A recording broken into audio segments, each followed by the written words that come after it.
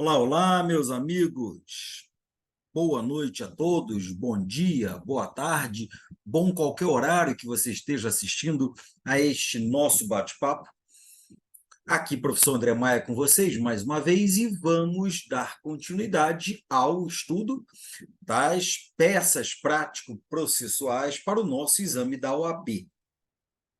Reparem que eu coloquei mais um confronto para fazer mais um paralelo. Muitas são as dúvidas trazidas para mim. Professor, qual é a diferença entre ação popular, ação civil pública? Pode mostrar para nós quando é que cabe uma, cabe outra? Fiz um vídeo para vocês. Também mandaram um pedido, professor, qual é a diferença, quando é que cabe uma, cabe outra entre ação civil pública e mandado de segurança coletivo? Fiz um vídeo para vocês. E este vídeo sobre o paralelo entre o mandado de segurança individual, naturalmente, e a ação anulatória pelo procedimento comum, também foi trazido por vocês. Vocês postam um comentário pedindo alguns temas, dando sugestões, ou então, nas redes sociais que vocês me acompanham, vocês também mandam os comentários e eu elaboro as aulas para vocês. Então, sempre que acharem algum tema relevante para a prova, que queiram tirar dúvida, queiram maior esclarecimento, eu podendo ajudar, vou preparar um videozinho, uma conversa, para tentar melhorar a sua compreensão acerca daquele assunto. Então, vamos lá bater um papo sobre este paralelo entre o mandado de segurança individual e a ação anulatória pelo procedimento comum. Você que já me acompanha aqui há algum tempo, e costuma ver os meus vídeos, principalmente nessa parte processual, você sabe que toda peça prático-processual, notadamente, pensando em uma prova em que você vai ter que elaborar uma petição, você sempre tem que se colocar na visão do advogado. Óbvio, se você está fazendo concurso para a procuradoria, na condição de advogado público, representando a cliente público. Se você vai fazer uma prova para a OAB, o exame da OAB vai se colocar na condição de um advogado privado, sendo contratado por alguém para defender os interesses desse alguém. Então, é muito importante que a gente monte o raciocínio, ou como eu chamo, o roteiro básico para você identificar uma peça. E neste confronto que eu estou trazendo para vocês, entre o mandado de segurança e a ação anulatória pelo procedimento comum, nós precisaremos deste roteiro. Se você já viu meus vídeos, você conhece o roteiro. E aqui vou fazer rapidamente, lembrando que o roteiro básico para a identificação da peça, identificação da peça é, primeiramente, ao lermos enunciado, quem é o meu cliente. Nossa, André, você insiste nesse tema? Pois é, meus amigos. Isto é decorrente de alguns bons anos ministrando aula para a segunda fase, OAB, e a gente vê demais as pessoas errando a peça. Errando por quê? Porque não fizeram a identificação elementar. Não estou nem cogitando errar por razão de uma maldade ou outra apresentada no enunciado. Estou falando errar por falta de atenção nas informações básicas, essenciais. Então, vamos lá. Primeiramente, lendo o enunciado, quem é o meu cliente. E lendo o enunciado, quem é o meu cliente? O meu cliente pode ser uma pessoa física, o João, a Renata, o Augusto, o Paulo, ou pode ser uma pessoa jurídica, uma entidade, uma empresa, uma associação. Então, pode ser pessoa física ou pessoa jurídica, sem problemas. Já sabemos o cliente com a leitura do enunciado. Continuando a ler o enunciado, nós saberemos qual o interesse do nosso cliente. O que o cliente quer? Quer cuidar da vida dele ou da vida dos outros? Isto é, interesse individual, interesse da própria pessoa ou interesse transindividual, meta-individual, que chamamos também de interesse coletivo em sentido amplo. Isto também vai ser muito facilmente identificado na hora da prova. Isto não será problema para você. Eu tenho certeza absoluta disso. Até porque aqui é que está a essência do negócio. Quando você consegue identificar quem é o seu cliente e o interesse do cliente, quando você começa a trabalhar estas combinações aqui, pessoa física ou pessoa jurídica, individual ou coletivo, você já consegue vislumbrar. Bom, pessoa física no interesse coletivo só pode ser ação popular. Pessoa jurídica no interesse coletivo pode ser mandado de segurança coletivo, ação civil pública, ação de improbidade. Você começa já a direcionar o seu raciocínio. Beleza. Visto o interesse do cliente, o nosso último passo. Há ou não há processo em andamento? Há ou não há processo em andamento? Porque se não houver processo em andamento, o cliente vai me procurar para apresentarmos, ajuizarmos uma petição inicial. Se já houver processo em andamento, vamos entrar neste processo ou para apresentarmos uma defesa ou interpormos um recurso. Então, a lógica aqui, nesta nossa conversa, a lógica, já que eu estou falando de petições iniciais, a lógica é: não há processo em andamento. Não havendo processo em andamento,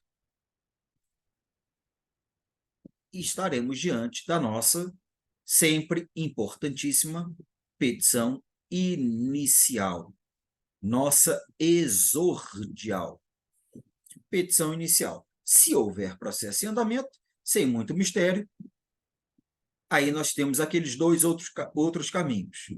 Ou será uma peça de defesa, ou será uma peça recursal. Bacana demais, isto aqui nós dominamos.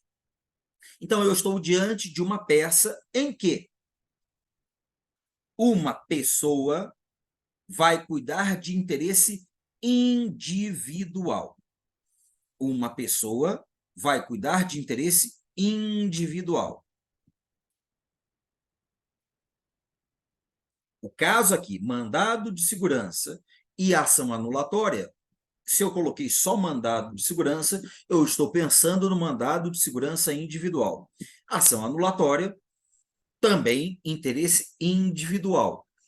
Porque as ações de interesse coletivo, em rápida menção a elas, nós temos ação popular, ação civil pública, mandado de segurança coletivo, ação de improbidade. Rapidamente, são estas que vêm à nossa mente. Rapidamente, insisto, são estas que vêm à nossa mente, sem prejuízo de outras.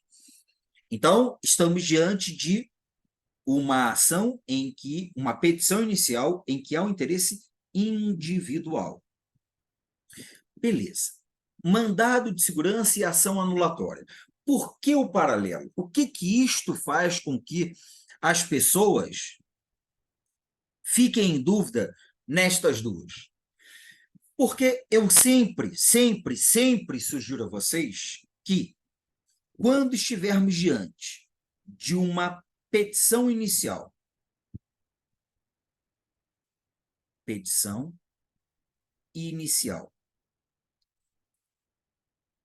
esta petição inicial for para cuidar de interesse, que fique bem claro, individual,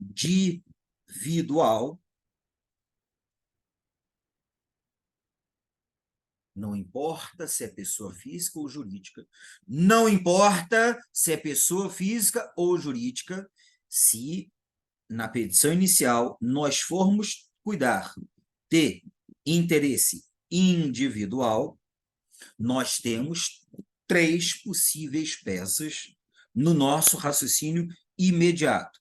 Quais são as 3 possíveis peças? Já estou ouvindo você dizer, porque você já assistiu às nossas últimas conversas. Primeira peça possível, eu sempre sugiro nesta ordem. Em primeiro lugar, qual seria a peça a ser cogitada?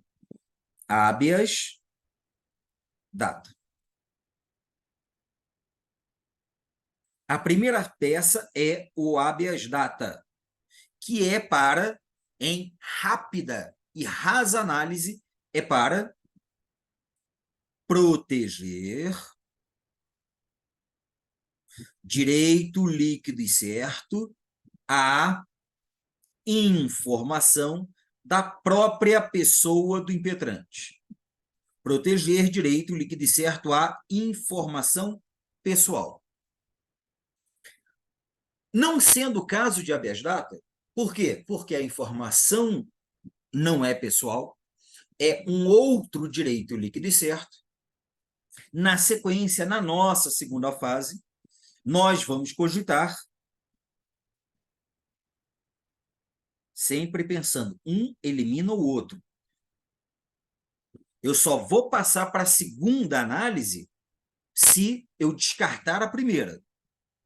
Descartado o habeas data, por quê? Porque não é caso dele. Vou para a segunda possibilidade. O mandado de segurança.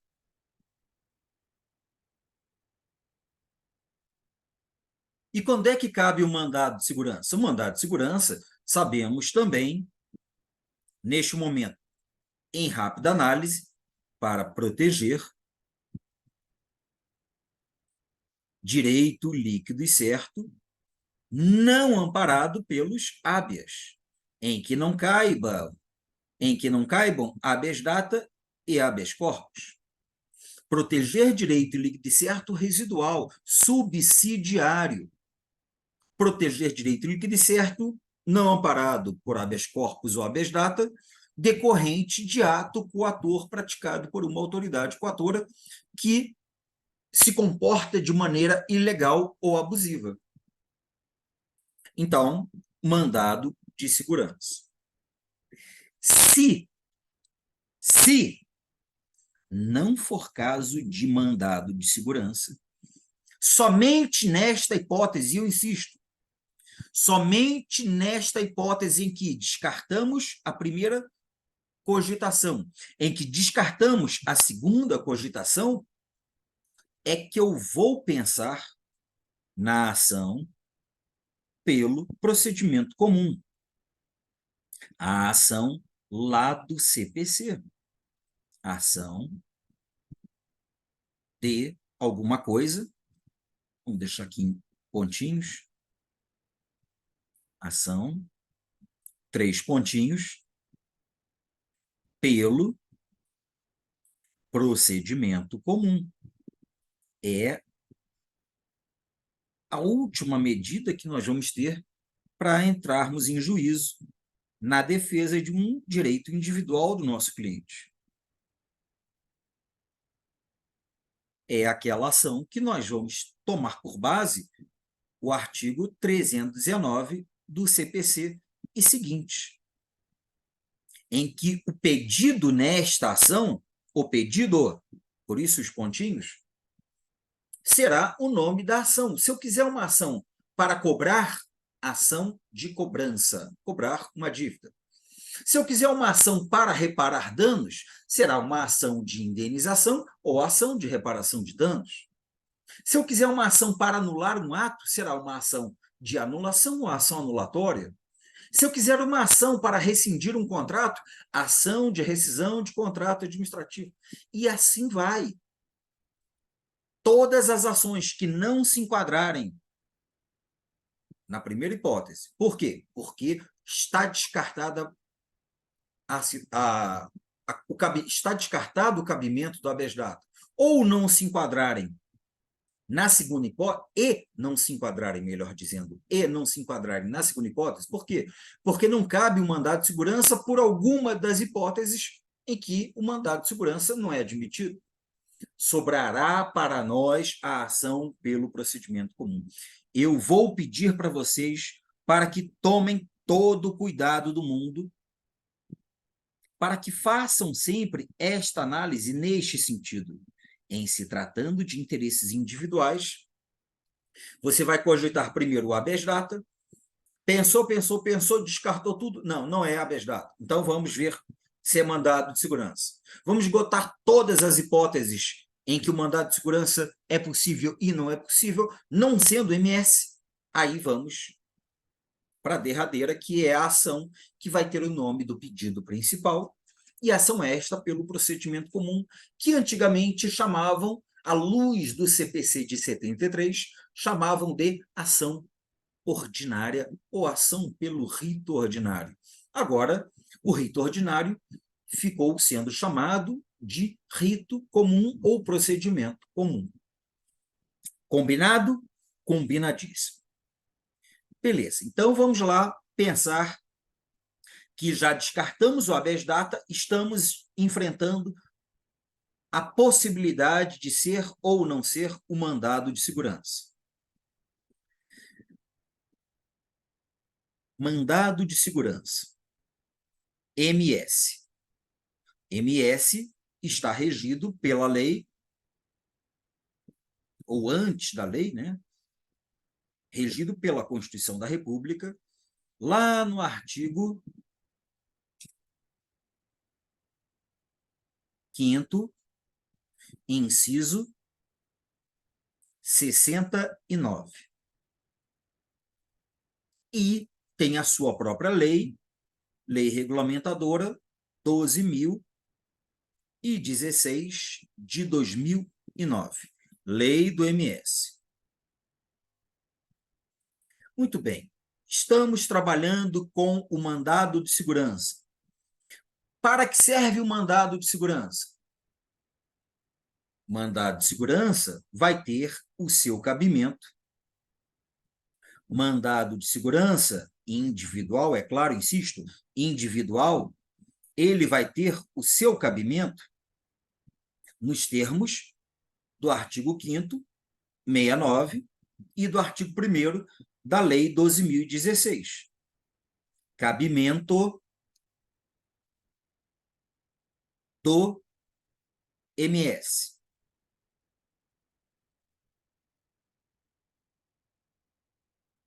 MS é para proteger direito líquido e certo, não amparado por habeas data ou por habeas corpus, em que não caiba o habeas data e não caiba o habeas corpus, proteger direito líquido e certo contra um ato coator, contra um ato coator praticado por autoridade pública ou autoridade de pessoa privada no exercício das atribuições do poder público. Ato coator, vamos entender, aquele ato praticado com ilegalidade, ilegalidade ou com abuso de poder. Ilegalidade ou abuso de poder. Então, estamos diante, pensando num mandado de segurança repressivo, que é o trivial, o tradicional, o corriqueiro, estamos diante de uma situação em que uma autoridade, na forma da lei, pratica este ato ilegal, este ato abusivo, que a legislação chama de ato coator, violando um direito líquido e certo do seu cliente. E o seu cliente quer resolver este problema. Se o ato foi praticado diante de uma ilegalidade, o que a gente sabe do estudo dos atos administrativos? Diante de atos viciados, atos ilegais, vai nos ensinar o estudo dos atos administrativos. Aí, para qualquer doutrina, ilegalidade vai ensejar a anulação ou declaração de nulidade do ato. Então, que fique bem evidente, o mandado de segurança, no final das contas, em razão de vício de ilegalidade, em razão de ilegalidade praticada, de vício, o mandado de segurança é para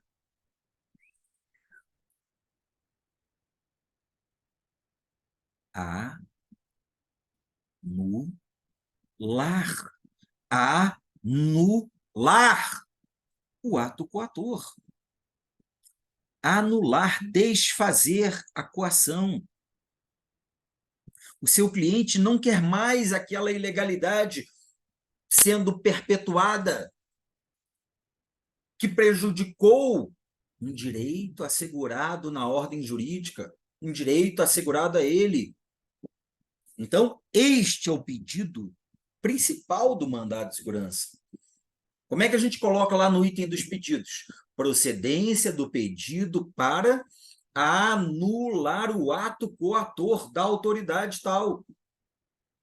E, às vezes, os efeitos que você coloca desse pedido de anulação.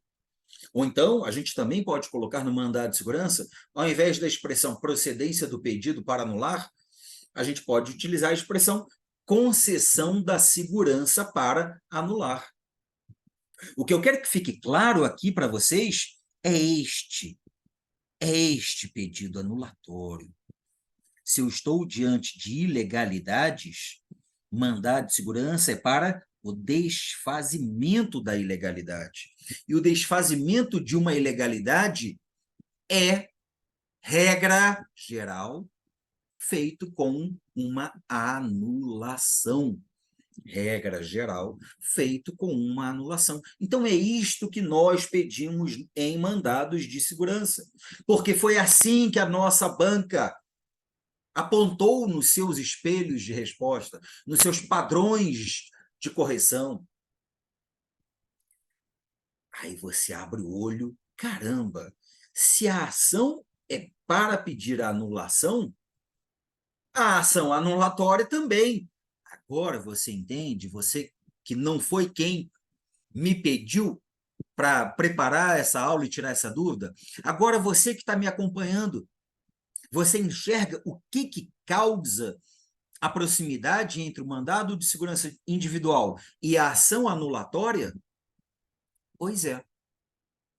E aí nós vimos aqui, ó, quando não couber mandado de segurança, cabe ação pelo procedimento comum. Adivinhem qual será o nome da ação decorrente da falta de requisito do mandado de segurança? Adivinha o nome da criatura? A ação anulatória pelo procedimento comum, ou só ação anulatória, né? Colocar pelo procedimento comum é só um excesso de zelo. Ação anulatória ou ação de anulação de ato administrativo, tanto faz. Olha só. o mandado de segurança, vou falar algo só para fazer o paralelo. O mandado de segurança é como se fosse uma ação anulatória com requisitos especiais. Se faltarem os requisitos especiais, o mandado de segurança está descartado, aí passaremos para o cabimento de uma ação anulatória. Olha que bacana. Aí não tem como você errar, a não ser que você, por distração, por cansaço, por carência, por algum tipo de desespero, você não perceba uma maldade, uma expressãozinha nas entrelinhas. Mas, regra geral, fazendo um justo exame de consciência, você, ao ler o enunciado, você consegue, principalmente com este alerta, você conseguirá tranquilamente ver que é caso de MS ou não é caso de MS. Então, vamos lá. Sabendo que o MS é para pedir o mesmo que de uma ação anulatória, que é o pedido de anulação, o que vai fazer com que não seja o nosso mandado de segurança? Porque só caberá a ação anulatória de ato administrativo se o mandado de segurança estiver descartado, consoante o que já apresentei para vocês. Então, o que vai fazer não ser o nosso mandado de segurança? Eu vou trazer algumas hipóteses básicas, elementares de não cabimento do MS, tá? Então, vamos lá. O cabimento do MS está ali, escrito em preto, e o não cabimento do MS vai ficar aqui em vermelho. Então, não cabimento de mandado de segurança. Bom, o mandado de segurança não é cabível, em primeiro lugar, quando aqui o óbvio que já está escrito ali no conceito, retirado da Constituição e retirado da lei do mandado de segurança. Quando for caso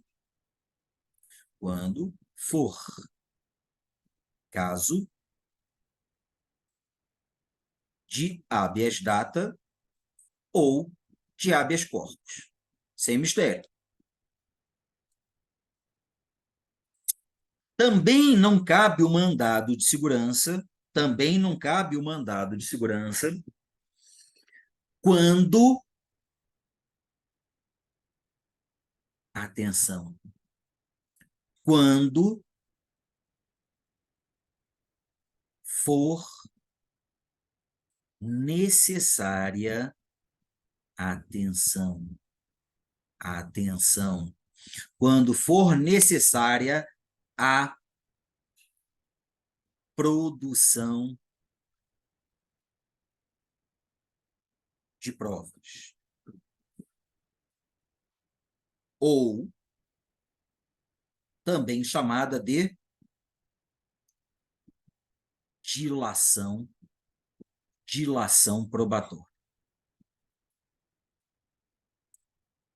Mandado de segurança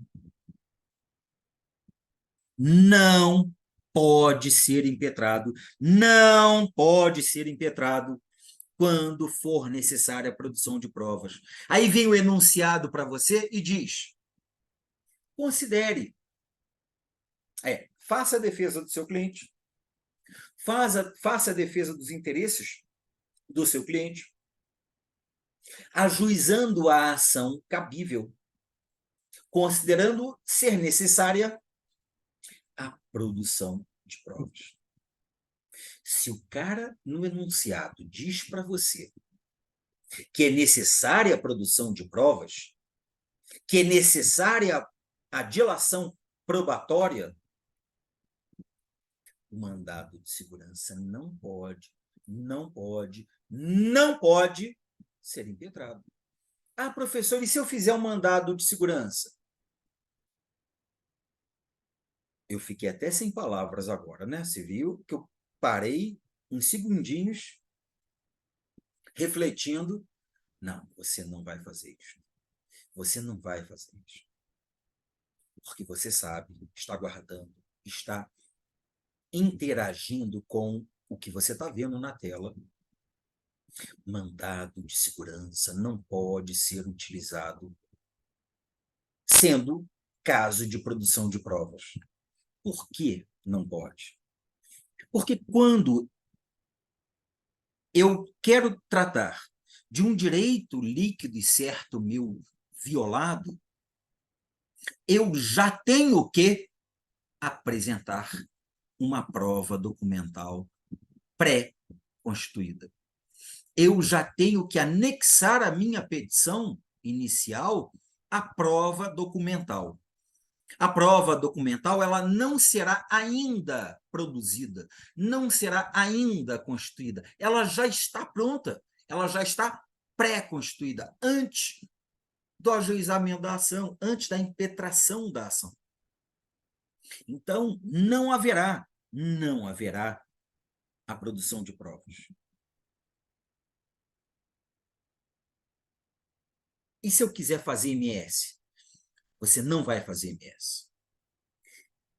Aí uma pergunta que me fizeram uma vez. Professor, e se eu fizer MS, cabe recurso? Bom, cabe recurso, cabe, como eu falo sempre brincando, o choro é livre, mas a banca não vai aceitar o recurso. Porque se ela coloca esta condição no enunciado, ela manifestou a opção dela de não admitir o mandado de segurança. Então, a gente pode até recorrer, mas a banca não vai aceitar. Por favor, atenção a isto. Guarde no seu coração. Eu vou colocar aqui em preto uma decorrência lógica deste segundo tópicozinho que eu coloquei aqui, ó. Primeiro tópico, segundo tópico. Vou colocar em preto uma decorrência lógica do segundo tópico.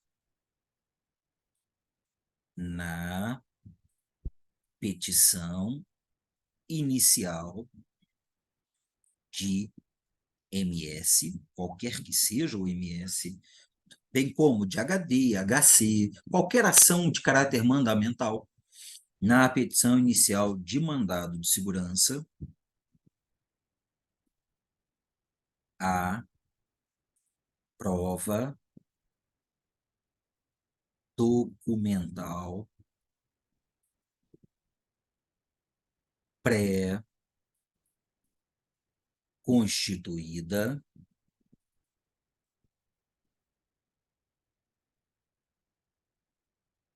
deve ser anexada. Anexada. Então, você vai colocar lá, nos pedidos e requerimentos finais, juntada dos documentos anexos, em especial da prova documental pré-constituída. Juntada dos documentos anexos, em especial da prova documental pré-constituída. Porque você sabe muito bem que, para a melhor leitura daquele que corrige a nossa prova, todo mundo faz os pedidos e requerimentos separados, inclusive de juntada de documentos e produção de provas. Porque se você colocar tudo embolado em uma linha só, em um item só, há chance de o examinador não pontuar, porque ele não percebeu. Aí você vai ter que recorrer e pedir. Então, ninguém orienta você nesse sentido, que eu sei. Logo, você vai, em qualquer petição tradicional, você vai fazer os requerimentos e entre eles estarão juntada dois documentos anexos. Ponto vírgula. Aí, outro requerimento. Produção de todos os meios de provas admitidos em direito. ponto e vírgula, outro requerimento. No caso do mandado de segurança, não tem o pedido de produção de provas. Por quê? Porque no pedido de juntada de documentos, você colocou lá, juntada dos documentos anexos, vírgula, em especial da prova documental pré-constituída. Por favor, atenção ao que eu falei e, se eventualmente cobrarem um mandado de segurança possível ou a eventual ação anulatória, se não for caso de MS, este confronto pode ser cogitado no seu exame. Também não vai caber mandado de segurança, especialmente para fins deste paralelo entre mandado de segurança e ação anulatória, também não vai caber o mandado de segurança quando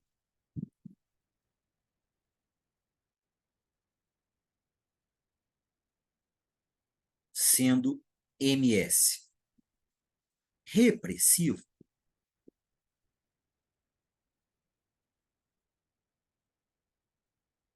estiver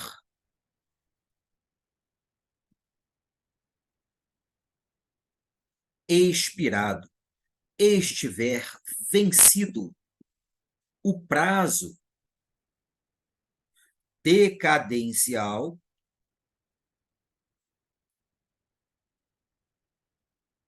de 120 dias.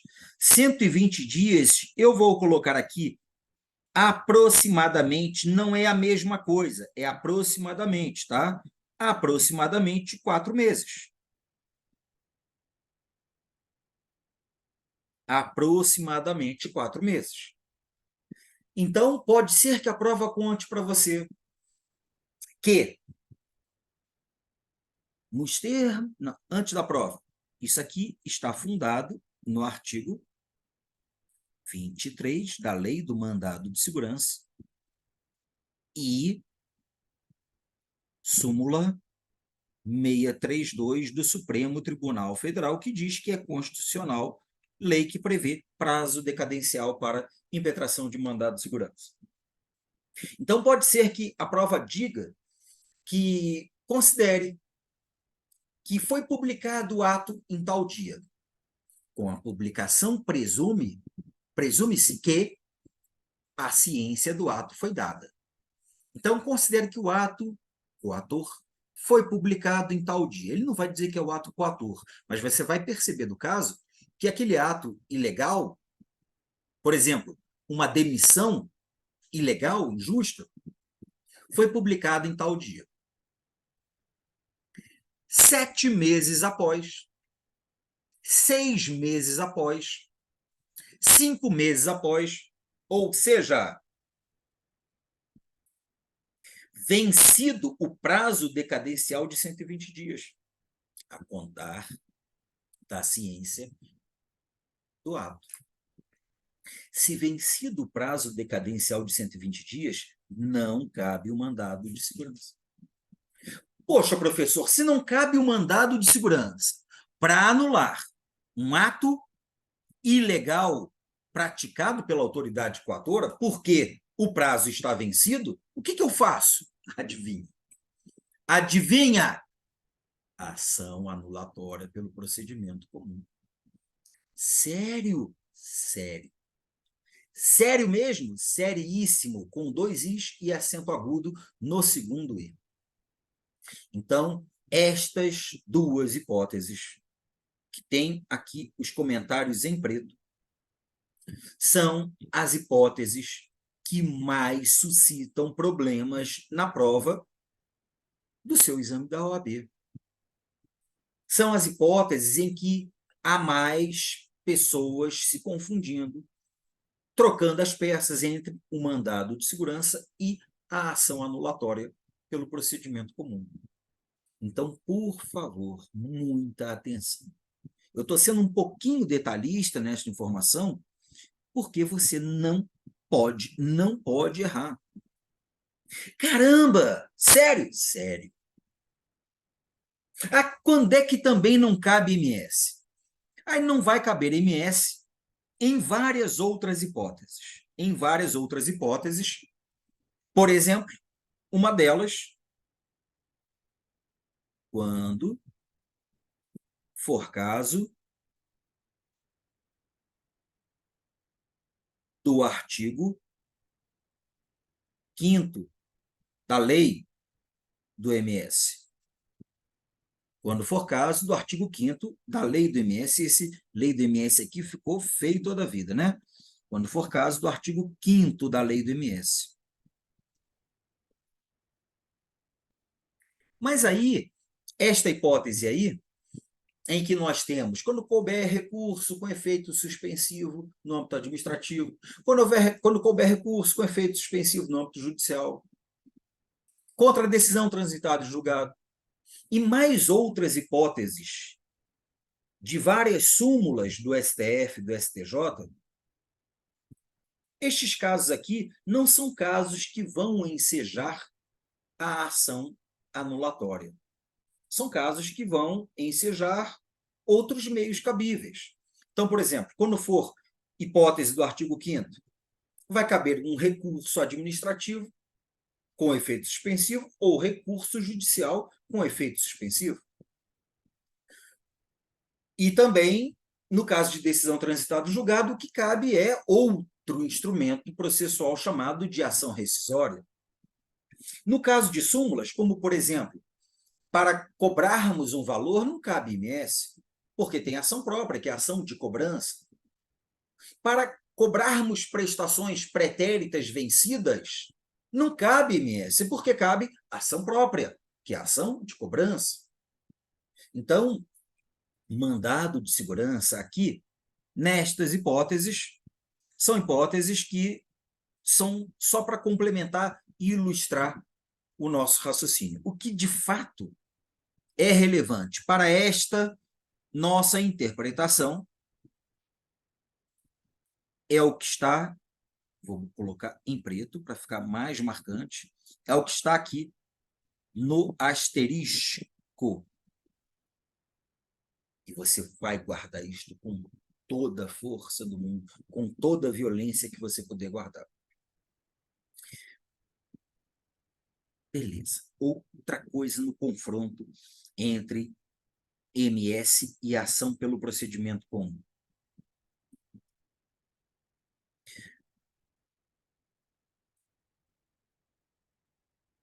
Prazo. Prazo para propositura, ajuizamento,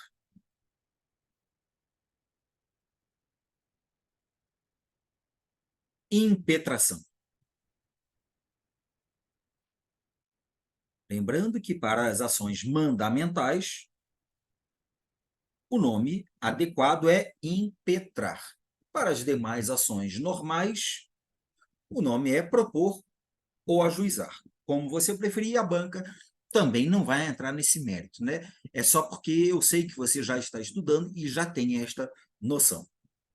Prazo para ajuizamento destas duas peças. Mandado de segurança eu já coloquei para vocês. Mandado de segurança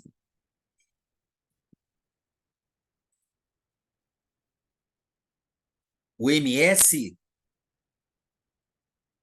repressivo,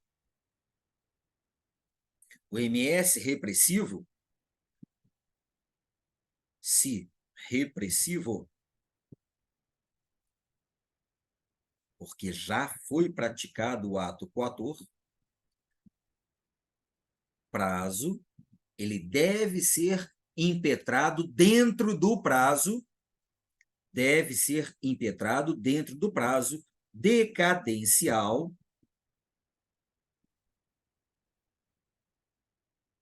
Eu já coloquei isso ali, estou repetindo para poder confrontar as duas. Decadencial de 120 dias a contar da ciência do ato. A contar da ciência do ato. A contar da ciência do ato. Eu sei que você está pausando e anotando. Então, por favor, anote. Onde está isto? Artigo. Deixa eu escrever dias aqui. Artigo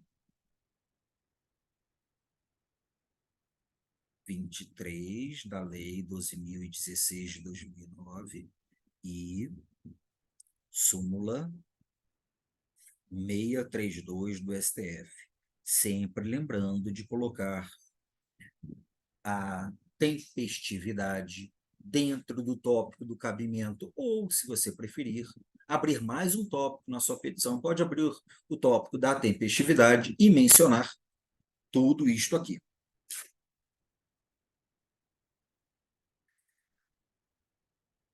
E a ação pelo procedimento comum? A ação anulatória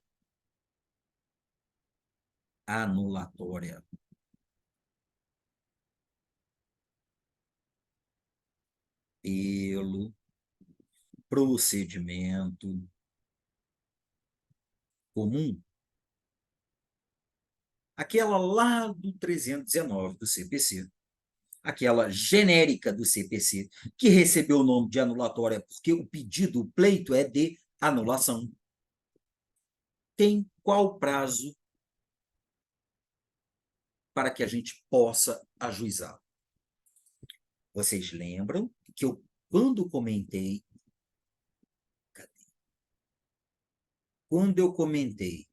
aqui sobre ilegalidade, eu falei no estudo dos atos administrativos. E como eu sei que você estudou o tema atos administrativos na faculdade, você estudou o tema atos administrativos para a primeira fase. E você, se está na segunda fase administrativa, se está na segunda fase constitucional, se está na segunda fase tributário, você tem que ter estudado o ato administrativo, nem que seja o mínimo do tema, para que compreenda. Contra ilegalidades ou abuso de poder, que é uma forma de ilegalidade. Contra vícios, a regra é um pedido de anulação. E qual é o prazo para isto? Se o tema vem lá do estudo, vou colocar aqui o nosso olho de ficar de olho. Lá do estudo dos atos administrativos, você sabe que a legislação brasileira traz um prazo de anulação. Prazo que a administração pública tem para anular os atos eivados de vícios, seja ela provocada, seja ela de ofício. A administração pode rever os seus atos de ofício, olha que coisa boa, princípio da autotutela. Ela pode, de ofício, anular os seus próprios atos. Mas se ela não anular, nós podemos pleitear a anulação no âmbito administrativo ou no âmbito judicial. E qual é o prazo que nós temos para isto? Vamos levar em consideração o prazo, em azul, o prazo decadencial, prazo também decadencial. É raro, né, ter tanto prazo decadencial assim num tema só, porque no direito administrativo, no direito constitucional, ou seja, para peticionarmos, é difícil termos prazos decadenciais. É muito mais fácil, no direito público, termos prazos prescricionais. Mas temos aqui prazos decadenciais. E o prazo decadencial é de, você chutaria 5 anos. Eu tenho certeza, porque é o prazo geral envolvendo o poder público. Prazo decadencial de 5 anos. Olha que fantástico.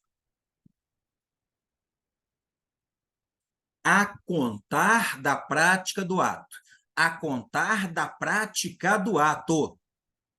Isto está, adivinhem onde? Se eu falei tanto de ato administrativo, está no artigo 54 da importantíssima Lei 9784 de 99, lei que regula o processo administrativo em âmbito federal e que se estende por interpretação analógica para os demais entes da federação, porque o STJ já disse, se não houver uma lei de processo administrativo própria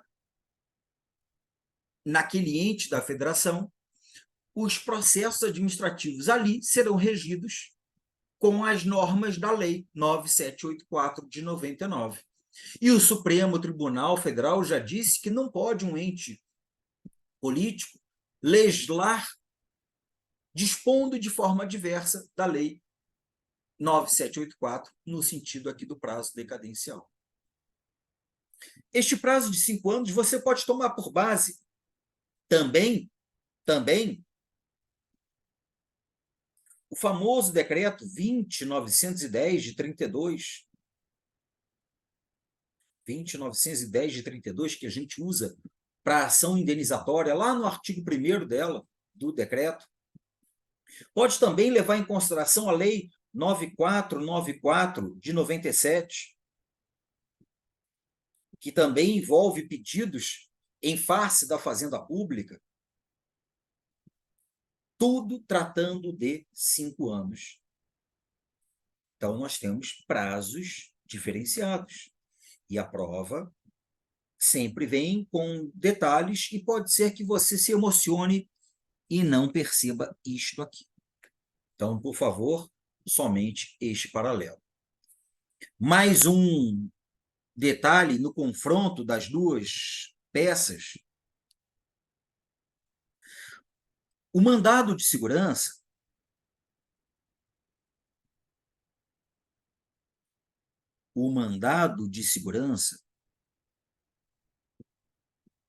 juízo competente, é uma ação anormal.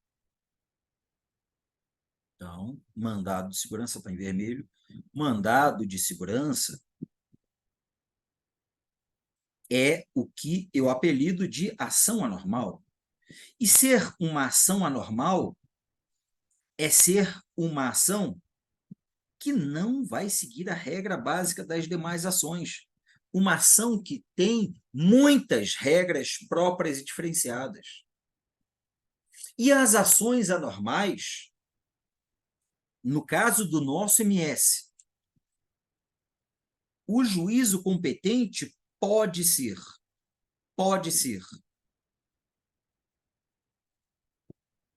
o Supremo Tribunal Federal, pode ser o Superior Tribunal de Justiça, pode ser o Tribunal Regional Federal, pode ser o juiz federal, pode ser o Tribunal de Justiça ou pode ser um juiz estadual, que é o juiz de direito. Se você passear pela Constituição da República, se você navegar pela Constituição da República, você vai ver que estas ações mandamentais têm as competências ali definidas.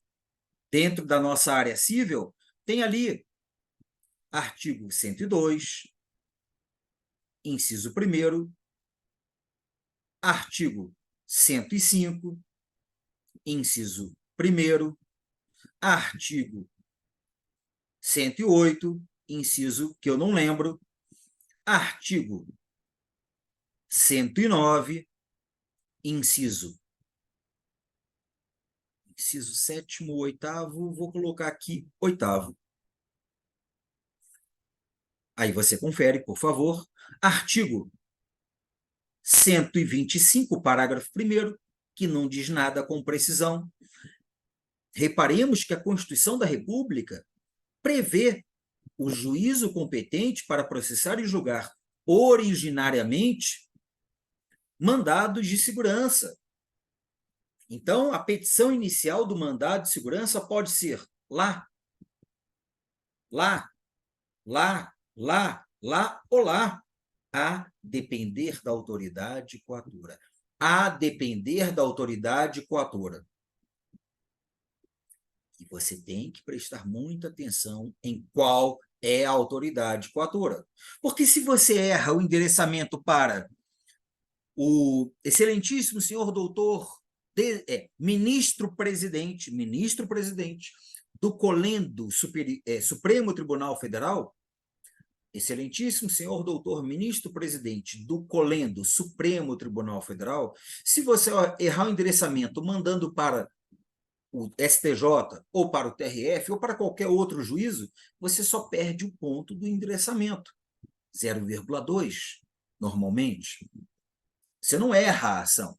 Errar a ação é o fim do mundo. Você está eliminado. Agora, errar o endereçamento é só deixar de ganhar 0,2 pontos, aproximadamente. Não é nada que vai te destruir, mas qualquer ponto tem que ser considerado, porque às vezes pode fazer falta no final. Mas você sabe também, porque já conversamos em outro momento, que todos esses dispositivos aqui você toma por base de forma resumida lá no artigo 20, inciso 1º da lei do habeas data, que é a lei 9.507 de 97. Nós já sabemos disso. Está praticamente tudo resumido lá. Praticamente, com alguns detalhes a depender da autoridade coatora. E a ação pelo procedimento comum? Como é que é o juízo? Ora, a ação pelo procedimento comum, ela está no grupo das ações normais. A ação anulatória, a ação pelo procedimento comum é uma ação normal. O que é uma ação normal? Ação normal é aquele apelido que eu dou para todas as demais ações que seguem a estrutura básica do artigo 319 e seguinte do CPC. A anomalia está essencialmente na estrutura da peça, MS-HD. A anomalia está essencialmente na estrutura da peça. As ações normais não têm estas anomalias. Um confronto simples e fácil. A ação anormal, eu notifico o coator e dou ciência à pessoa, ao órgão de representação judicial da pessoa jurídica interessada. Nas ações normais, eu apenas cito o réu. Você já vê uma clara diferença estrutural. Então, para as ações normais, como é que eu vou definir o juízo competente? Porque o juízo competente será ou um juiz federal ou um juiz estadual. Eu tenho só uma dupla possibilidade. Ações normais são processadas e julgadas originariamente na primeira instância, por um juiz singular, por um juiz, a depender se juiz federal ou juiz estadual. E como é que eu vou definir qual é o juízo? Simples. Tomando por base o super importante artigo 109, inciso 1º da Constituição da República. Porque se houver alguém entre autor e réu do 109.1, ou seja, União Federal, autarquia federal ou entidade autárquica federal e empresa pública federal, a ação será julgada lá perante um juiz federal. Excelentíssimo senhor doutor, juiz federal, dá 3 pontinhos, vara federal, da seção ou subseção judiciária, de 3 pontinhos, que é o nome do município, do estado, 3 pontinhos. Então, quando é que eu vou mandar para o juiz estadual? Quando, entre autor e réu, não tiver alguém do 109.1.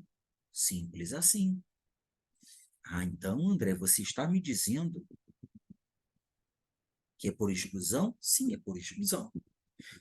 Se entre autor e réu estiver a união, ou uma autarquia federal, ou uma empresa pública federal, as ações normais serão ajuizadas perante o juiz federal. Se entre autor e réu em uma ação normal não estiver nem a União, nem a autarquia federal, nem empresa pública federal, ou seja, não estiver ninguém do 109.1, a ação vai para o juiz de direito. Simples assim. Excelentíssimo senhor doutor, juiz de direito da 3 pontinhos vara cível, em parênteses, ou da fazenda pública, da comarca, 3 pontinhos, que é o nome do município, do estado, 3 pontinhos. Lembram desta diferença ou deste paralelo? Eu imagino que sim. Eu imagino que sim. Eu acho que trouxemos muitas informações aqui, cuidando do paralelo entre uma e outra, não é? Eu espero ter esclarecido, principalmente nesta parte aqui. Aqui, ó.